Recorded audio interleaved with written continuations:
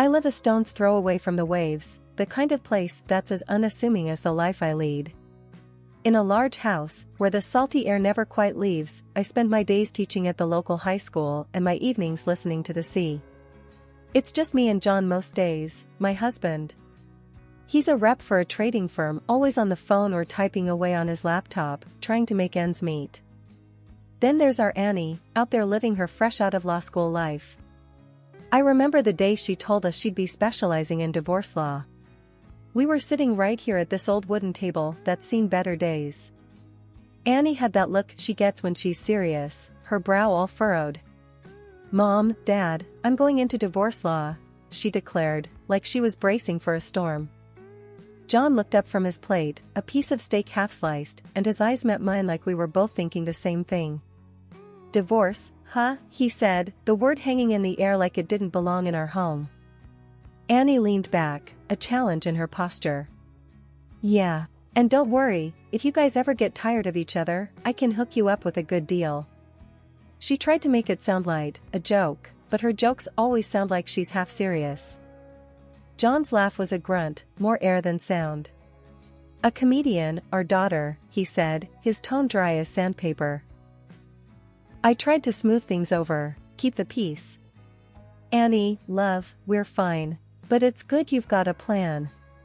My words felt hollow, even to my own ears. Annie just shrugged and took another bite of her food, but I saw the way her eyes narrowed. She always was too smart, too perceptive for her own good. Annie's visits are the only times John puts his darn phone down for longer than a minute. She breezes in like the fresh sea wind, all bright and full of that big city lawyer energy. "How's the old seaside retreat?" she'd ask, the nickname for our home she coined as a teenager. John would throw an arm around her shoulder. "Standing strong, just like us," he'd say with forced cheer. After another round of small talk, she leaves, and we're back to the sound of the sea. That's our life, a cycle of work, quiet dinners, and the unspoken things that sit between us like unwanted guests. And as much as John bugs me sometimes, with his comments and his distance, I hold on to this life like a lifeline. It's what I know. It's where I'm supposed to be, even if sometimes I wish the sea would rise up and carry me away to somewhere I could start all over, just me, the breeze, and nothing else. The days seemed longer lately, each moment heavier than the last. I felt it most at dinner. That used to be a time for us to talk about our day, to laugh a little. Not so much now. John's words had turned from indifference to sharp jabs. "Another casserole?" he'd say, eyeing the food like it was an enemy. "You know, that's not helping your waistline." It wasn't just the words, it was the way he said them, cold, like he was talking to a stranger. I'd stand there, spatula in hand, feeling smaller than I used to. "It's what I had time to make," I would mumble, not looking at him, because if I did, he'd see the hurt in my eyes, and I couldn't let him see that. "You could make time for a salad or something," John would push on, his chair scraping back as he'd stand up, ready to dismiss whatever I had to say next. "I walk every morning," I'd defend weakly, not that it mattered to him. "Yeah, and you walk right back to the fridge afterwards," he'd throw back before making his way to the couch, leaving me to eat alone. I wanted to shout, to throw the casserole at the wall, anything to make him see how those words cut me up inside. But I didn't. Instead, I'd serve myself, eat quietly, and clean up. John, meanwhile, would be shouting at the TV or yapping on the phone. That's how most evenings went by. One night, I gathered the scraps of my courage and tried to confront him about it. I sat next to him on the couch, the TV blaring some sports game. "John, can we talk?" He half turned, a frown already making a home on his face. "What now? Do you have to be so harsh about my weight?" I asked, the words felt like heavy stones in my mouth. John snorted. "What? I'm motivating you. If I don't say it, who will? You want to get bigger and bigger?" That's when the dam broke, the tears came hot and fast, and I couldn't stop them. "You think I don't know? You think I don't feel it every single day?" My voice was a mix of anger and shame, a cocktail I was getting used to. He stood up then, his body language screaming annoyance. "Oh great, here come the waterworks. Do something about it instead of crying, for crying out loud. I got up, wiped my eyes, angry at myself for letting him see me cry. Never mind, I said, my voice hollow. Just, never mind. The room fell silent except for the commentators on the TV. And like that, we'd go to bed, backs turned, walls up, pretending we didn't feel the chasm that was growing between us. It had become our new normal, this walking on eggshells, this biting of tongues until they bled. Sea travel is my husband's new hobby. John wouldn't drop it with the yacht thing. Babe, think about it, sailing wherever we want, whenever we want, he said, thumbing through a glossy magazine that smelled like fresh ink and unrealistic dreams. Sitting there with my knitting needles clicking away, I said, John, we ain't exactly sailors. That money's tucked away for emergencies, not big toys. He tossed the magazine down, it slid across the table landing with the image of a yacht looking up at me as if to say, hey, don't I look fun? John followed my gaze. That's just it, Claire. It's always about what if. What if we just did something wild for once? I put my knitting down. A yacht's not just wild, John. It's bonkers. You get green when we cross the river on the bridge. How you gonna handle the ocean? He crossed the room to where I sat and crouched down beside me, took my hands into his. Claire, I want us to have something to show for our work, something to enjoy. You don't think touring the coast, just you and me, doesn't sound exciting? His eyes had that twinkle that I hadn't seen in a long time. They were the kind of eyes that got me to say I do a couple of decades ago. I chewed on my lip, thinking, you and me, out on the open sea? Just the fish and the stars and, knowing our luck, a storm or two? John grinned, we'd weather it. Like we always do. Here was my husband, a man that I've shared more than half my life with, looking like a kid asking for a bicycle for Christmas. Something about that was too hard to ignore. I sighed. All right, I won't make any promises, but I'll think on it. Maybe some adventure wouldn't be such a bad thing. John's face lit up like a kid on Christmas morning. Really? You mean it? Yeah, I mean it. But I swear, John, if I see one hint of green on your face, I'm turning that yacht around and selling it to the highest bidder. He laughed and hugged me. Deal, he said, and I couldn't help but laugh, too. Who knows, maybe a bit of sea air would do us both some good. But I was going to think on it long and hard first.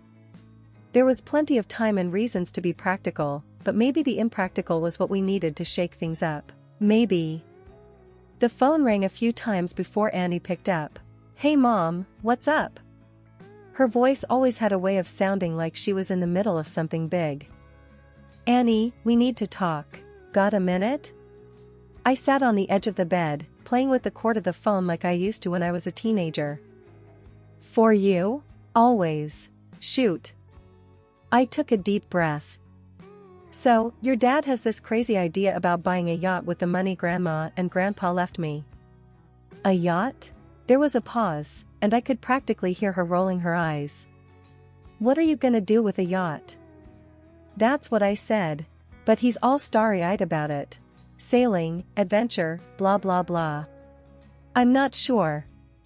It's a big risk, a big expense. Okay, think. This is your money, right? The money Grandma and Grandpa left for you, not Dad's new toy fund. Her words were sharp but needed. Right. It's mine, for our family. For things like the house or your loans. Exactly. Annie's voice softened. Mom, if you decide to go through with this yacht business, make sure it's in your name. Just to cover your bases, you know? There was a wisdom there that I couldn't ignore. You really think I need to do that? Absolutely. Cover your back, Mom. If things go south, or hell, if Dad gets seasick and hates the damn thing, at least it's yours to sell. I chuckled, a real laugh. Your dad, seasick, now that I'd pay to see. See, you're laughing. Yachts are silly. But listen, if it makes you guys happy, who am I to stop you? The chat with Annie got my head straight. She had a point. I needed to think about what I wanted and to protect myself if things didn't go as planned. It was all fun and games imagining clear skies and calm waters, but I knew life was rarely that kind. So, I should just tell him no? Keep the status quo? I was fishing now, unsure of what I needed her to say. Annie was quick to reply, "Hell no, do what makes you happy. But be smart about it." I love Dad, but this is a big decision, and it's not just his decision. It's yours too. Thanks, Annie. I needed that, I said, feeling a bit more grounded than before. The call ended on a good note. Annie might just be the most sensible person I knew. The yacht? Maybe it'd be fun. Or maybe it'd be the most expensive mistake of my life. But one thing was for sure, any decision made would be on my terms. I'll never forget the day John and I walked down the dock, keys in hand, towards what could have passed for a small house floating on the water. She was ours. And by ours, I mean mine, because I took Annie's advice and made sure of it. But, credit where credit's due, John was being good about the whole thing, sticking to his word. "I can't believe you actually did it," John said, a faint grin on his lips.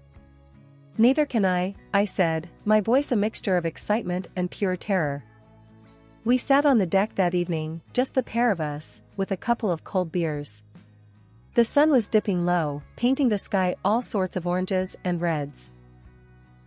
John broke the silence. "Claire, I know this was a big ask. Thank you." I glanced at him, surprised. "You sure you're not mad it's in my name?" He shook his head.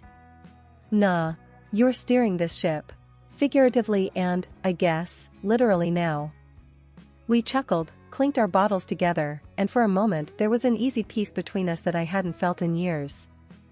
But life, like the sea, doesn't stay calm for long. The next morning, I was clutching a coffee mug, staring out at the gentle waves when our neighbor, Ted, ambled over. He lived alone ever since his wife passed and had the sort of face that told you life hadn't been a walk in the park.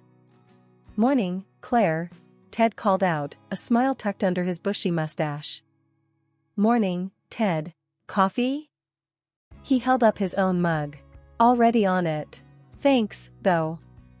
Just wanted to say congrats on the yacht. She's a beauty." I nodded, appreciating his kindness. "Thanks, Ted." Still trying to believe it's real. "You folks planning to sail off into the sunset anytime soon?" he asked, interest sparking in his eyes. I laughed, still working out the details. Ted nodded, took a sip. There was an awkward silence before he said, "If you ever need a hand with anything, repairs or even a crew member, just shout. Used to do a bit of sailing myself, back in the day." "Appreciate it, Ted. We'll keep it in mind." Back home, with groceries put away, I settled onto the couch with a sigh. I was about to dive into my new sailing book when John's voice drifted from the kitchen. "Claire, what's for dinner tonight?" "Figured we'd do something easy. Pizza sound good?" I called back without lifting my eyes from the page. "Pizza's perfect," he said, coming in to sit beside me. "Need any help with planning the maiden voyage?" I put the book down. "Yeah, maybe. Could use some company going through these charts." As we spread the maps and charts across the coffee table, something about this whole situation felt like we were on an even playing field for the first time. We threw ideas back and forth, sometimes agreeing, sometimes not, but it was all friendly. No arguing, no one trying to pull rank. I'd been floating on the buzz of anticipation all morning, thinking about that cruise John promised. We'd been planning it for months. I'd even taken time off work, unpaid leave no less, to line up with his busy schedule. Today, I grabbed a new suitcase from the department store, something sturdy and bright. You couldn't miss it even if it tried to hide in the belly of our yacht. I came home, key turning in the lock, ready to see John's usual mess of packed stuff all over the living room floor. Only thing is, there was nothing. No mess, no John. Just a hollow kind of silence that makes your heart sink. I called out, "John," but my voice bounced around the empty space. That's when I spotted the note, all smug like on the kitchen counter and divorce papers underneath, like they were nothing more than a grocery list. Picking up the note, I read his jagged scrawl. "Thanks for the yacht, Claire. I'm gonna need it more than you. You always loved the sea, right? Well, so does she. The young kind of love. See ya." My hands trembled and the paper crinkled in my grip. I had to read it again because no way did it just say what I thought it did. But there it was, the same words staring back at me. He took the yacht, the new mistress, probably half his age, and left a damn note. Son of a... The shock turned into something hot and angry, but it was the sight of those divorce papers, signed, ready to go, like he didn't care about anything we had, that did me in. My chest got tight. I couldn't catch my breath. I sat down, slow, because it felt like my head was split in two. The note was a blur as I looked at it again. I stood up, shaky on my feet, a suitcase still in my hand like a bad joke.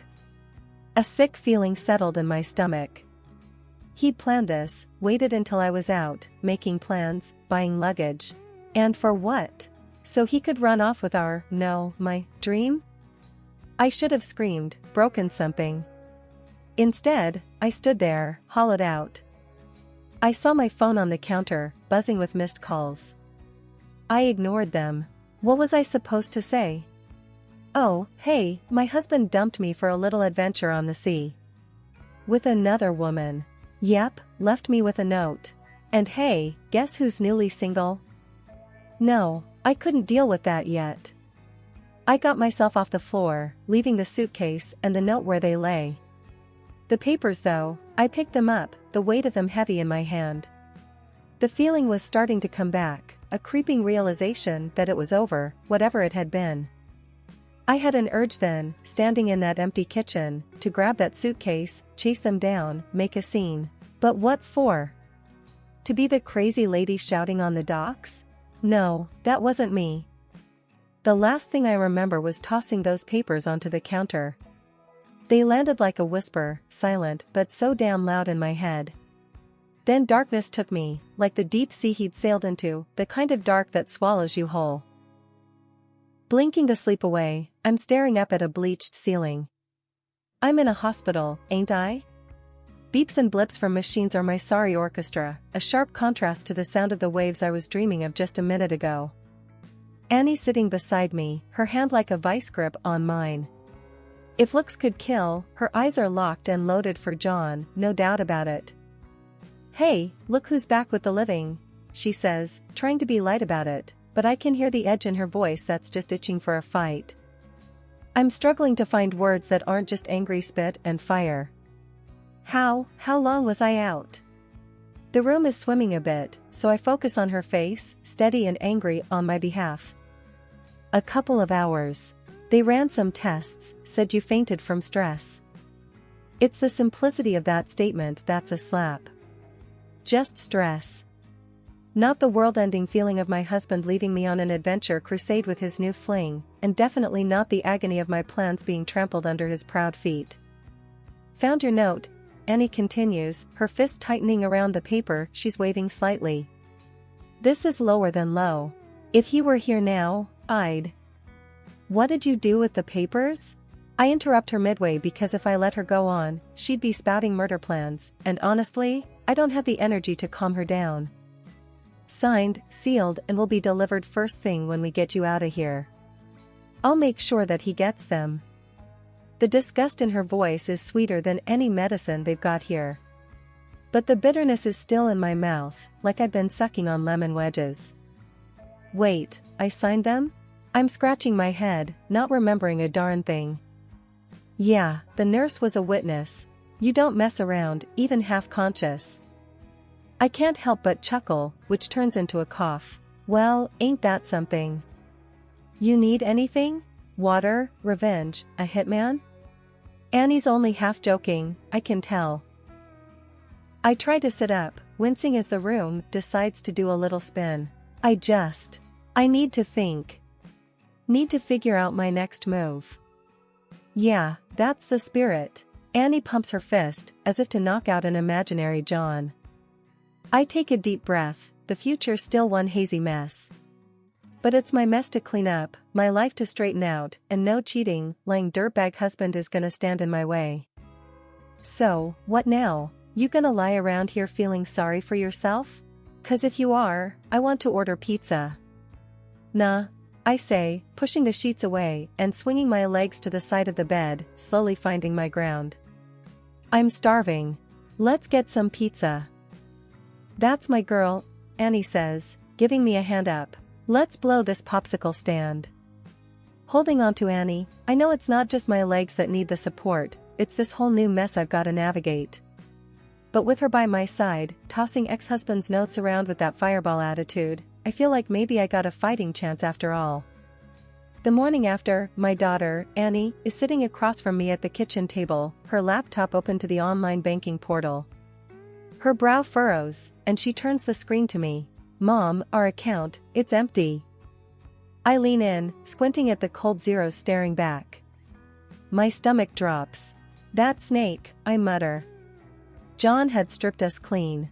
Annie's fingers dance over the keys, checking the transaction history. He took it all yesterday, she says, her voice low but fierce. What are we gonna do? I'm about to answer when a thought strikes her. Wait, the yacht. Doesn't it have GPS? If we can find the yacht, we can find him. She's got a point. I reach for the phone without hesitation and dial. Police, I say, my voice steadier than I feel. I'd like to report a stolen boat. Yes, and theft from my bank account too. Annie's tapping away on her phone now, probably digging for the GPS login info. I trust her with tech stuff. She's always been savvy like that. Got it, she says, handing me a slip of paper. The location is scrawled in her neat print. I relay it to the officer on the line and hang up. The ball's rolling now. No stopping it. We head down to the marina, where the yacht is supposed to be. And there it is, all sleek and expensive, exactly where the GPS said it'd be. Cops all around it, blue lights spinning silent in the morning light. And there's John, in handcuffs, blubbering like a baby. Please, Claire. I'm sorry. Call them off. I didn't mean any harm. He wails as we walk up. His mistress is beside him, a fiery thing that snarls and snaps like a cornered animal. Annie steps up before I can speak, her voice cold as January ice. You're going to trial, John. She's eyeing him like something nasty stuck to her shoe. That yacht? Registered in Mom's name. And since you divorced her, that grand exit of yours turns into grand theft. I fold my arms, the sea air chilly on my cheeks, watching as John's face crumbles like a sandcastle at high tide.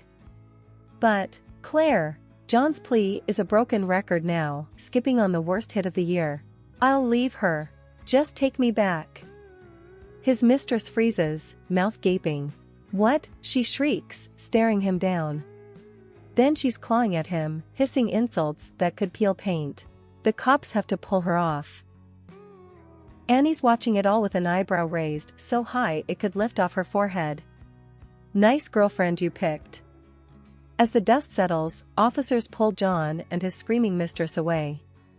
One of the cops ambles over, tipping his hat. Ma'am, we'll get your yacht back to you, and as for the bank account, you should get at least half of that 15,000 plus damages. I nod, a small, bitter twist to my lips. Thanks, officer.